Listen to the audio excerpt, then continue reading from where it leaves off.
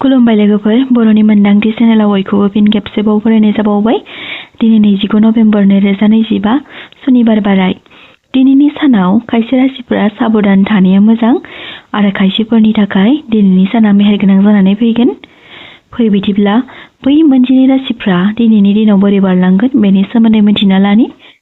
गिबि राशि महरै मेष राशि। मेष राशिफोरनि थाखाय दिनैनि दिना एसे साबधानै सोलिलांनाया मोजां।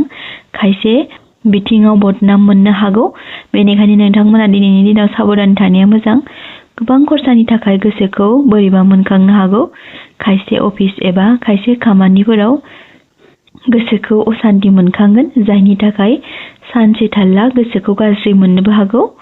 मेष राशिफोरा धोन लाभ खालामनो हागोन, सावस्रिया गोग्गोयैनो थागोन, केरियार फारसेबो मोजां बारलांगोन, मोजां मोनज्लायनायफोरनि थाखायबो मोजां सान।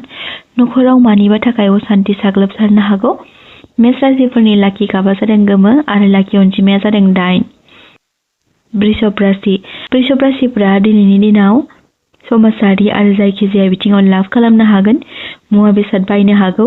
दिना रंजा बाजायै बारलांगोन। वृषभ राशिफोरनि सुबुंफोरा दिनैनि सानाव बायदिसिना खरसा खालामनायनिफ्राय गोजानाव थानाया मोजां। सावस्रिया जेंना नुजाथिनो हागौ, केरियार बिथिङाव जेंना नुजाथिनो हागौ। मोजां मोनज्लायनायफोरनि थाखाय मोजां सान। वृषभ राशिफोरनि नखरारि बिथिङाव खुसियै बारलांगोन आरो बिथांमोननि लाखि अनजिमाया जादों 7 आरो लाखि गाबा जादों निला। मिथुन राशि। मिथुन राशिफोरनि थाखाय दिनैनि दिना गोजोन खुसियै बारलांगोन। नखर संसाराव सुख सान्तिखौ मोननो हागोन, सावस्रिया गोग्गोयैनो थांगोन। मिथुन राशिफ्रा दिनैनि दिनाव नांला बांसायै खरसा खालामनायनिफ्राय जानगाराव थायोब्ला मोजां। केरियार बिथिङाव मोजाङैनो थांगोन। मोजां मोनलायनायफोरनि थाखाय मोजां सान। मिथुन राशिफोरनि लाखि अनजिमाया जादों 3 आरो लाखि गाबा जादों केसारिया। कर्क राशि। कर्क राशिफोरा दिनैनि दिनाव गोरोबलायनानै सम बारहोलांनो हागोन। गोसो सिङाव माबा मोनसे नारसिनथाया गोसोखौ बोरैबा मोनखांहोनो हागौ, अब्लाबो नखराव सान्थियै बारलांगोन। कर्क राशिफोरनि लाखि अनजिमाया जादों 8 आरो लाखि गाबा जादों निला। सिंह राशि। सिंह राशिफोरा दिनैनि दिनाव खायसे खामानिफ्राव नांथाबनानै थानो गोनां जानो हागौ।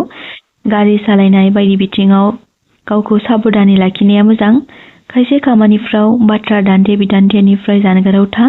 सिंह राशिफ्रा धोन सम्पति बेलायाव बृद्धि बारायहोनो हागोन आरो थासारिया राफोदैनो थागोन।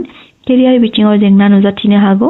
सिंह राशिफोरा लाइफ लाइनआव साबधानै थानाया मोजां, मानो होनोब्ला नोंथांमोना दिनैनि दिनाव सोरजोंबा नंखाय फाव फान्दायजानोबो हागौ।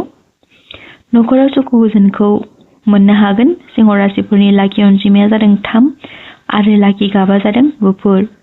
कन्या राशि। कन्या राशिफोरा दिनैनि दिनाव बायदिसिना रागा आरो नांज्लाय खमज्लायनिफ्राय गावखौ रैखाथि होनाया मोजां। नखरनि गेदेमाफोरनिफ्राय आबुङै हेफाजाब मोननो हागोन। दिनै नोंथाङा माबा मोनसे नङा मोनसे सिन्ताया गोसोआव साग्लोबसारगोन।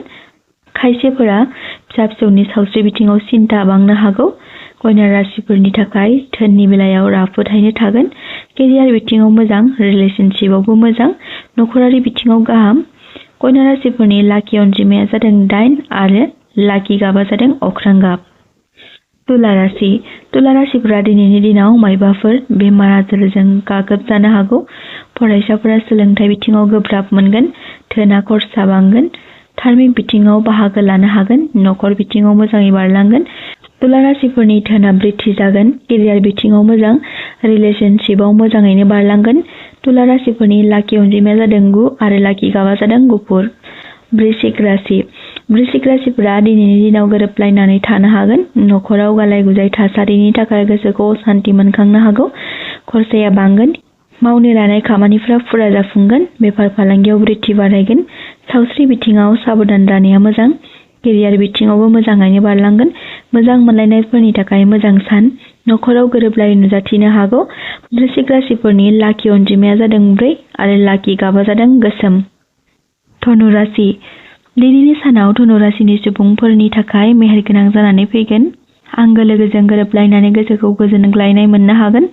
बबेबा धार्मिक लामाथिं आवगायलांनो हागौ। सावस्रिया गोग्गोयैनो थागोन। जानाय लोंनायाव साबधान जानाया मोजां। धनु राशिफोरनि सुबुंफोरा धोन सम्पतिनि बेलायाव लाभ खालामनो हागोन। गुबुनखौ बांद्राय फोथायिया मोजां। मोजां मोनज्लायनायाव गोसोखौ बायग्लिहोनो हागौ। धनु राशिफोरनि लाखि अनजिमाया जादों 3 आरो लाखि गाबा जादों गोथां। मकर राशि मकर राशिफोरनि थाखाय दिनैनि साना जोबोर मोजां बारलांगोन। भाग्यआ हेफाजाब होगोन। गोदान खामानियाव आगान होजेननो हागोन। नखर संसाराव खुसियै बारलांगोन। मकर राशिफोरा गुबुन जायगायावबो लाभ खालामहैनो हागोन। दिनै बिथांमोननि सावस्रि बेलायाव धोन खरसा जानो हागौ। केरियार बिथिङाव मोजां। नखराव गोजोनग्लायनाय फैगोन। मकर राशिफोरनि लाखि अनजिमाया जादों 8 आरो लाखि गाबा जादों गोथां। कुम्भ राशि कुम्भ राशिफोरनि थाखाय दिनैनि साना मेहेरगोनां जानानै फैगोन। बिमाफोरजों सोमोन्दोआ जेंना नुजाथिनो हागौ। सावस्रि बिथिङाव सिन्था जानो हागौ। कुम्भ राशिफोरनि लाखि गाबा जादों गोजा आरो लाखि अनजिमाया जादों 5। मीन राशिफोरनि थाखाय दिनैनि दिना समानैनो थागोन। बेफार फालांगियाव मोजाङैनो बारलांगोन। खामानिफ्रा मोजाङैनो जाफुंगोन। मीन राशिफ्रा धोननि बेलायाव लाभ खालामनो हागोन। मीन राशिफोरनि सावस्रिया जेंनानिफ्राय राहा मोनखांगोन। केरियार बिथिङाव मोजां मोनज्लायनायफोरनि थाखाय मोजां सान। मीन राशिफोरनि लाखि अनजिमाया जादों 5 आरो लाखि गाबा जादों गलाब। सानसेयारि फानजामुथि नायनो मोजां मोनग्रा आइ आफा बिदा फंबाय बिब' बिनानाव गासैनिसिमबो दिनै 29 नभेम्बर 2025नि गाहाम हामलायनायखौ बयनिसिमबो जासिहरनाय थाबाय आरो बेजों लोगोसे जाय बिथांमोना भिडिअखौ जोबजासिम नायजोबलांबाय बिथांमोननि थाखाय आंनि गोसो गोरबोनिफ्राय हाजासे अननाय आरो सिबिनायखौ बावहरनाय जाबाय।